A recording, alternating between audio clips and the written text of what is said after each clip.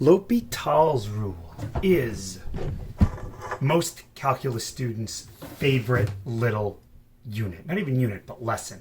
And it's because it takes all the limit stuff that we did at the beginning of the year and kind of makes it obsolete. I mean, it's still all true and you still have to know those concepts and those strategies. But L'Hopitals rule allows for another way to easily find limits. The theorem states the following.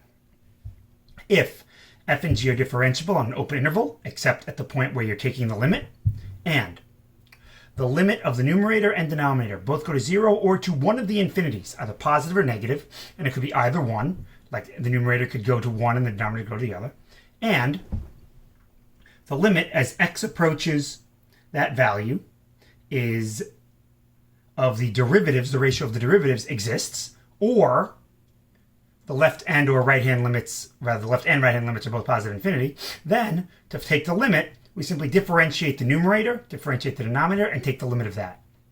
Similarly, we don't also have to approach a specific value. We can also approach one of the infinities, either positive or negative, and the theorem holds as well. So let me give you some examples of this. We all remember the geometric proof we had to do where I drew the unit circle and we showed that this limit was 1. Well, let's see. The limit as x approaches 0, well, as x goes to 0, sine of x goes to 0, x goes to 0. So that takes care of condition 2. These are both differentiable functions because the derivative of the cosine is the sine and the derivative of x is 1. So that satisfies condition 1. And this limit exists because as x goes to 0, the cosine of x goes to 1. So this is just equal to 1. And voila, there's the limit. Really quick, right? Here we would have to use some kind of trig identity for cos 2x and do a whole bunch of manipulating with fractions. But as x goes to 0, the numerator goes to 1 minus 1, which is 0. The denominator goes to 0. Both of these functions, numerator and denominator, are differentiable. And 1 minus cos 2x, the derivative of cosine is negative sine. So this would be positive sine 2x times 2 over 2x. And now at this point, I could use the tactics that we remember from the beginning of the year. Sine of 2x over 2x goes to 1. So this limit should be 2. And we're done. But note that as x goes to 0, this numerator goes to 0 and this denominator goes to 0. So another way to solve this is to use L'Hopitals rule a second time. The derivative of sine x is cosine x, and then the 2 from the chain rule would make that a 4. As x goes to 0, cos 2x goes to 1, and this is 4 over 2, or 2. So this equals 2. L'Hopitals rule can be used to verify the definition of derivative. Note we can't use it to prove the definition of derivative because we're using derivatives itself, but as h goes to 0, we know that this should equal f prime of x. That's the definition of derivative. The numerator goes to f of x minus f of x, that's 0. The denominator goes to 0. So this would be equal to the derivative of f of x plus h, that's f prime of x plus h. And note I'm differentiating with respect to h because that's what my variable is in. F of x would be 0, and that would be 1, limit as h goes to 0. And as h goes to 0, this just goes to f prime of x over 1, or f prime of x. So this does in fact verify that L'Hopitals rule is consistent. And again, here as x approaches a, this should be f prime of a from the definition. Well, let's see. The variable is x, so this should be equal to the limit as x approaches a of the derivative of the numerator. That's f prime of x minus 0, because this is a constant. The denominator, the derivative of x with respect to x is 1, and the derivative of a is a constant. And sure enough, as x goes to a, the numerator goes to f prime of a. Very straightforward. Note again how this can help us. Here we go, another example. As x goes to 0, the numerator goes to 0 minus 0, which is 0. The denominator goes to 0. So this would be the limit. And notice I'm not writing the equal sign. That's because right now I know that the numerator and denominator both go to 0. That's condition 2. I know that the numerator and denominator are both differentiable. That's condition 1. But I don't know if this new limit exists yet. So in order to use this correctly, we actually have to use it to check to see if the limit I'm taking actually exists. And that's going to come up in the next few non-examples. So let's see. The derivative of the numerator is 1 minus cos x. The derivative of the denominator is 3x squared. Okay, well, I still don't know what this is. As x goes to 0, the numerator still goes to 0. The denominator still goes to 0. So if the new limit exists, the original exists, and we don't know if the new exists, so we have to do it again. The derivative of the numerator here would be sine x, and the derivative of the denominator would be 6x. And we recognize this should be 1/6 because sine x over x goes to 1. That exists, therefore this exists, therefore this exists. But I could do L'Hopital's rule again because the numerator and denominator are still going to 0. So as x approaches 0, this is cosine x over 6, which sure enough also goes to 1/6.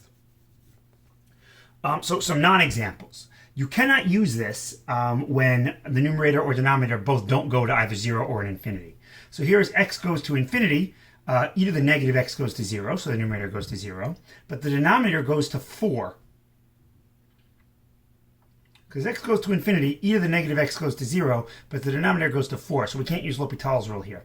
Luckily, we don't have to. We know the numerator goes to 0 and the denominator goes to 4, so this is just 0. And that really shouldn't come as too much of a shock.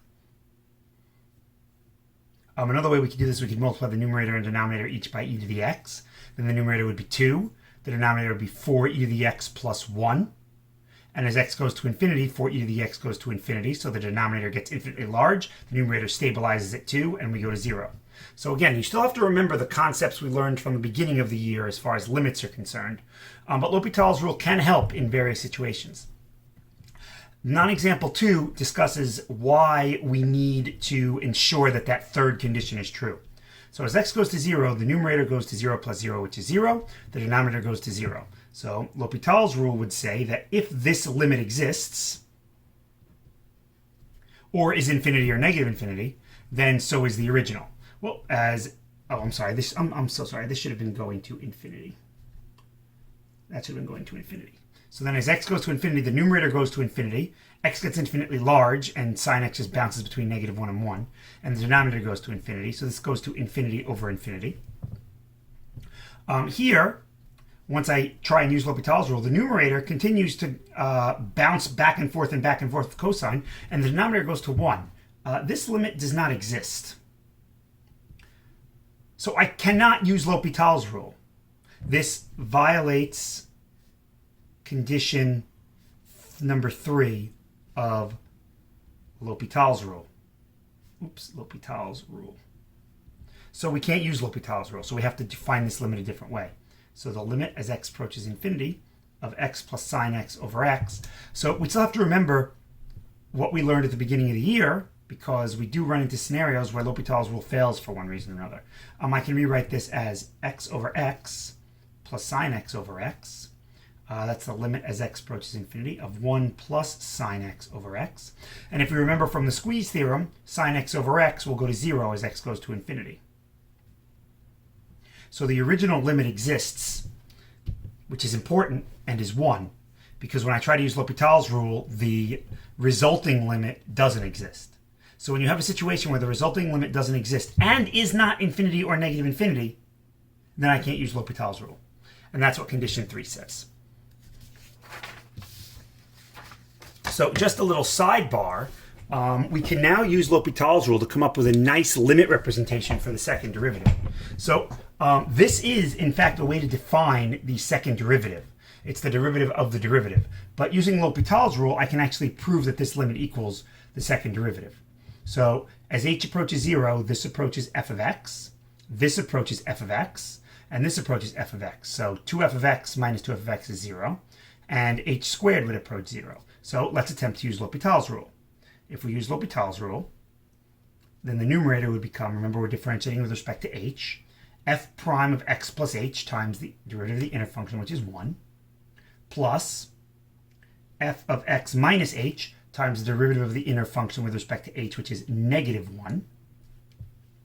Minus 2f of x differentiates to 0, because I'm differentiating with respect to h, all over 2h. Oops, it should be an f prime. Now as h approaches 0, this approaches f prime of x, this approaches f prime of x. The numerator still approaches 0, the denominator still approaches 0. So limit as h approaches 0. This is f double prime of x plus h minus f double prime of x minus h times negative 1 all over 2.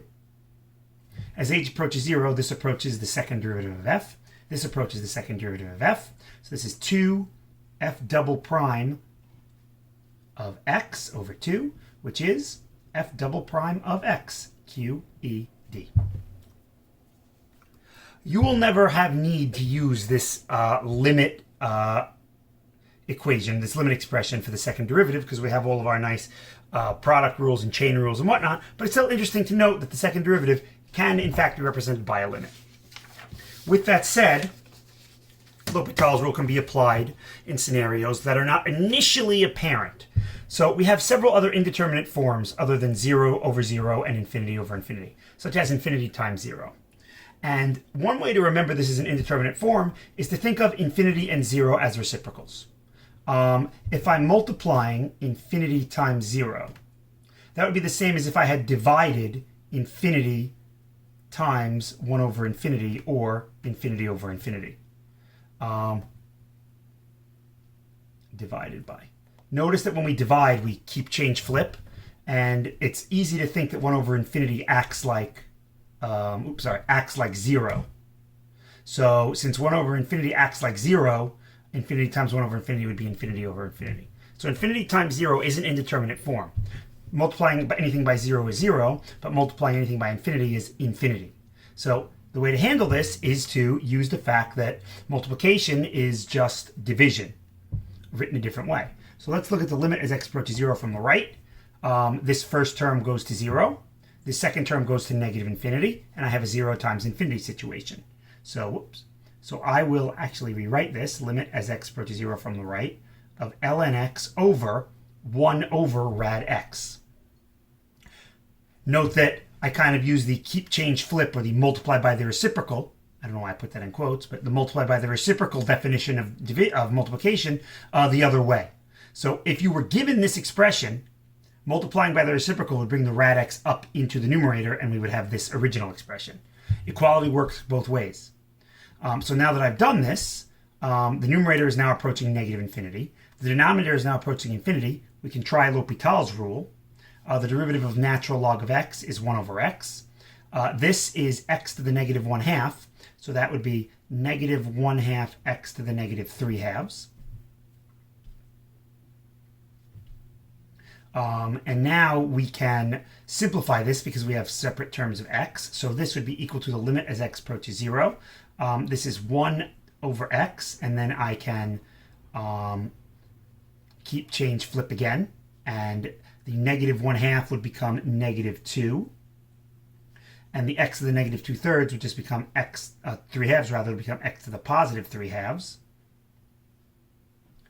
And this is equal to the limit as x approaches 0 from the right of negative 2. 3x to the 3/2 over x to the 1 would be x to the 1/2. But that's the limit as x approaches 0 from the right of negative 2 square root of x, which is 0. And now the question is, how did I know which one of these to flip?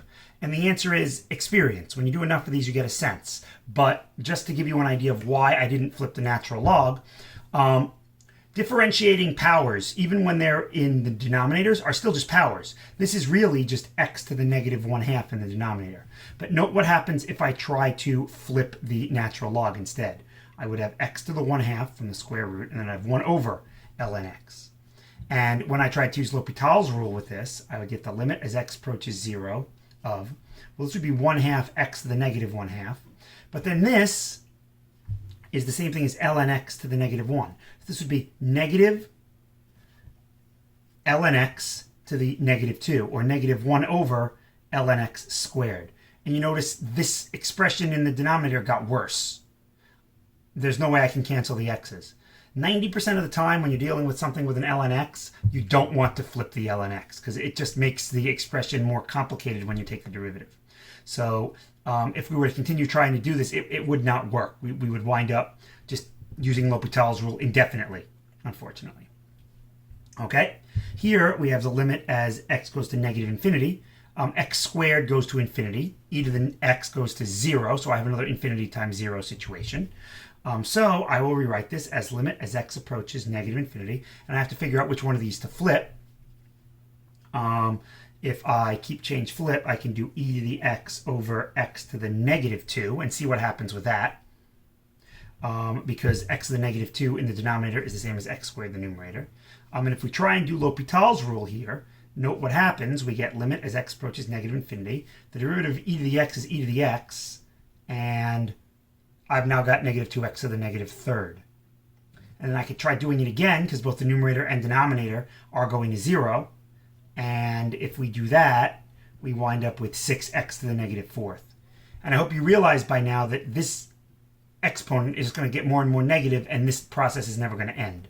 So that's not the way to do this. Instead, we flip the e to the x, x squared over e to the negative x. Now the numerator is going to infinity. The denominator is e to the negative x as x goes to negative infinity. This gets infinitely large, so the denominator is also going to infinity. By L'Hopital's rule, this would be the limit as x approaches negative infinity of 2x over negative e to the negative x. And note that the power in the numerator has decreased by 1. This is nice. The numerator is still going to negative infinity now. The denominator is also going to negative infinity, so I will use L'Hopital's rule again. The numerator is 2. The denominator is e to the negative x. As x goes to negative infinity, this goes to infinity, so the whole thing winds up going to 0. Now don't get used to this always going to 0. It doesn't. Just in these two examples it did.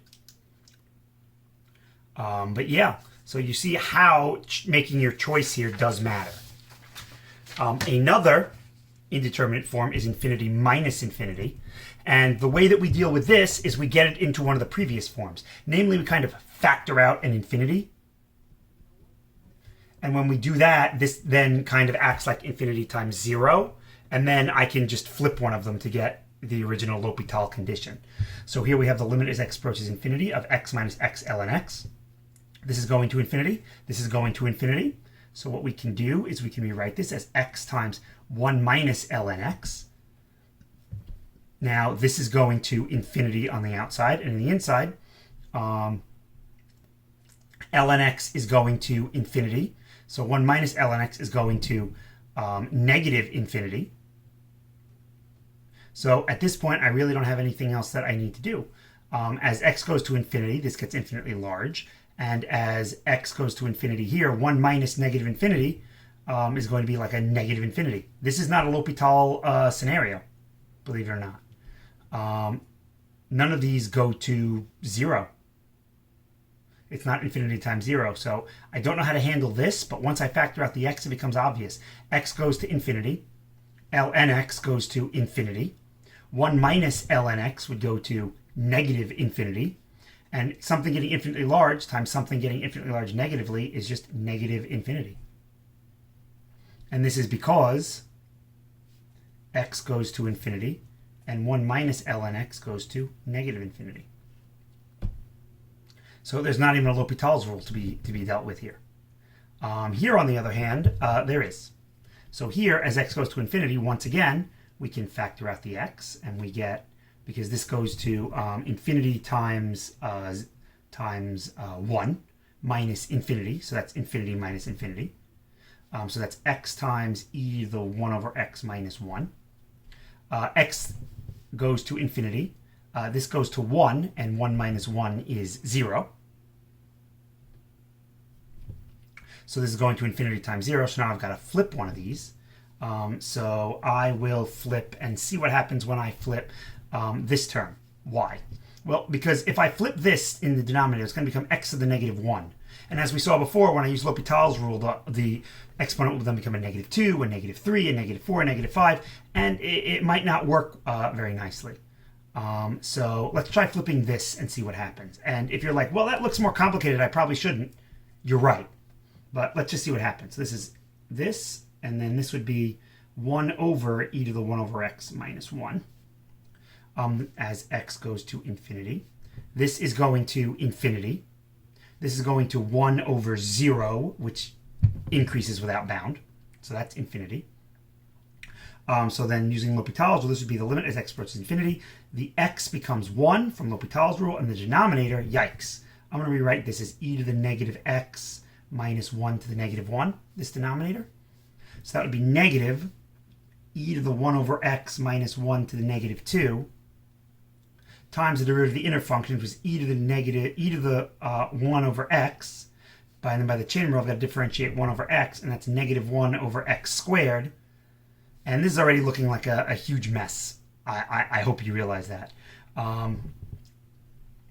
This has gotten worse. The exponent's gotten larger. And believe it or not, this is the same thing as moving the x squared in the numerator. So the x power has gotten a lot worse. So just by looking at this, I'm going to stop and try the other way just because this looks bad. And this is something that you're going to have to do. You try it, it doesn't work. So let's try it the other way. Let's try it instead, writing it as the limit as x goes to infinity, and we'll flip the x instead. E to the 1 over x minus 1 over 1 over x.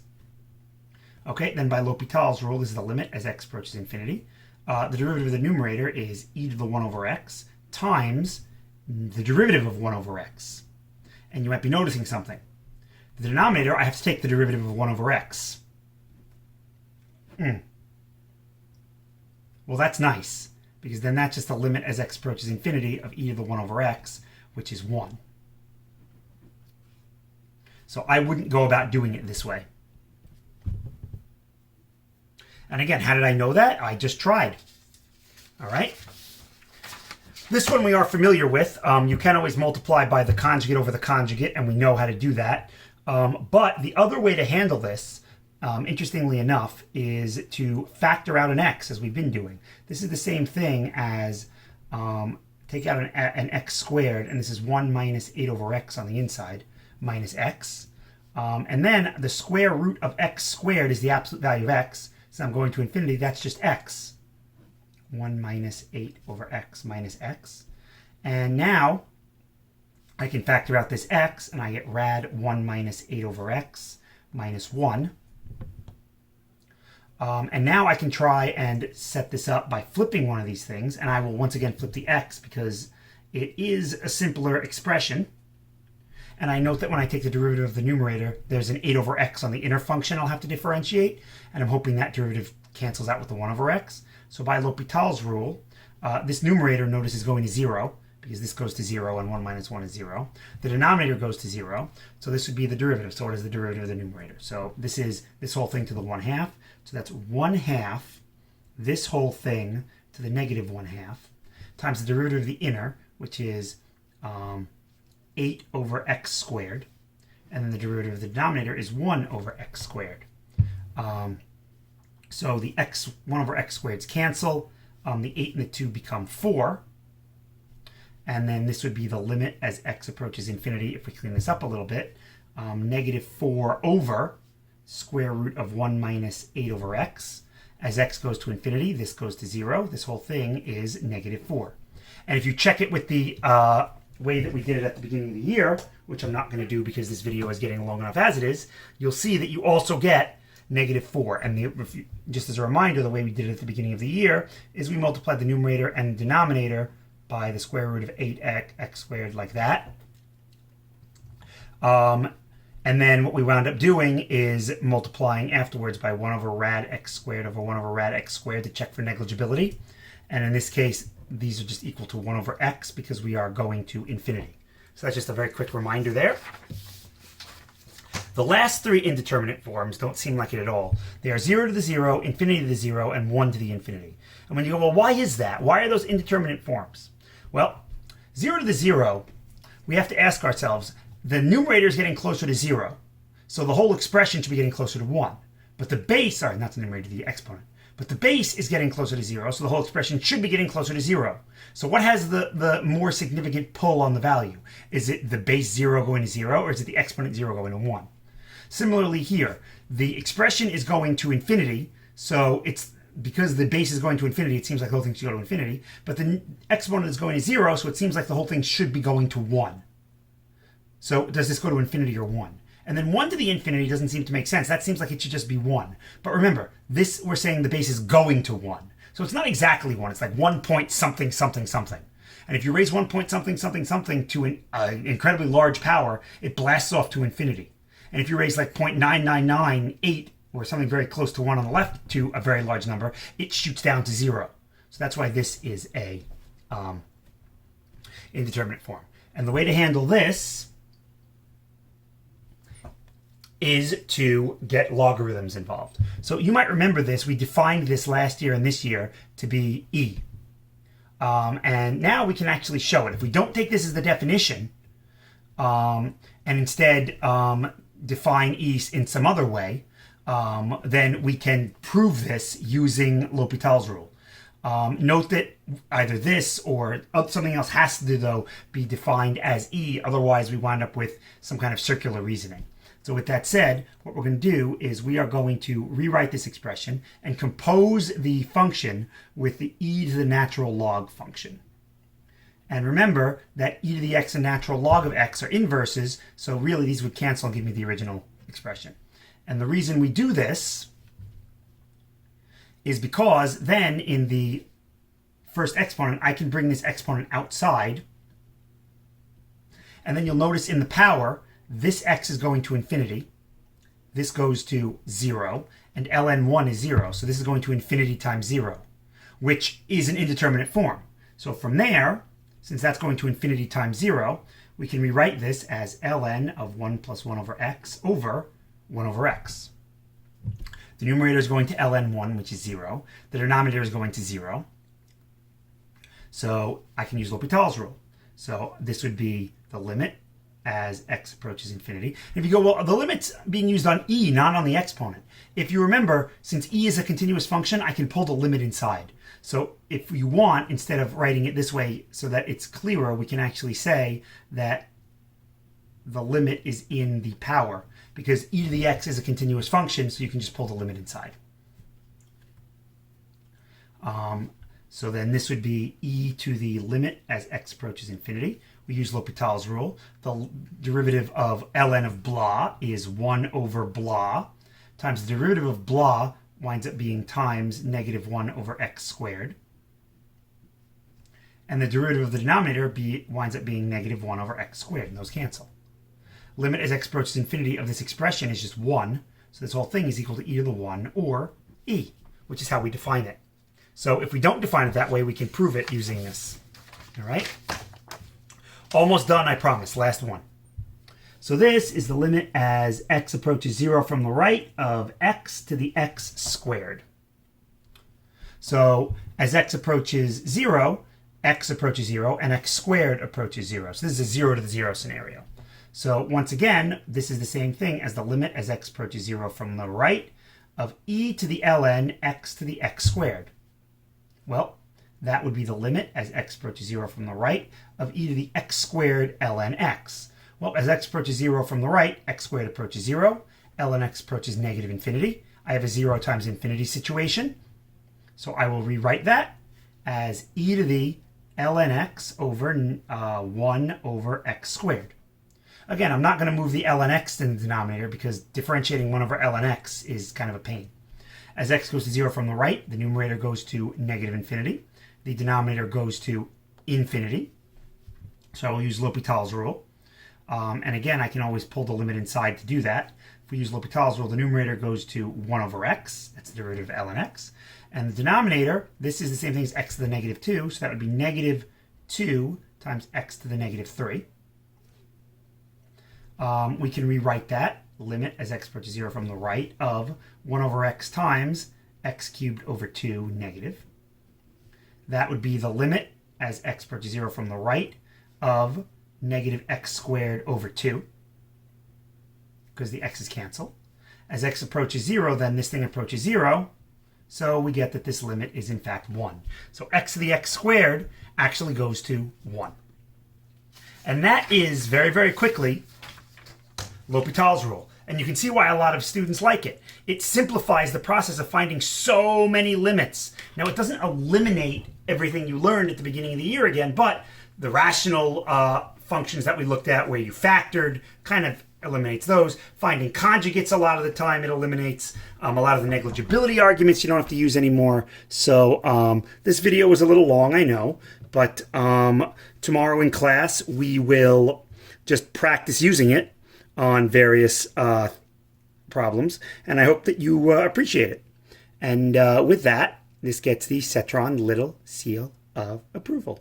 So thank you very much for watching, and we will see you next time. Bye.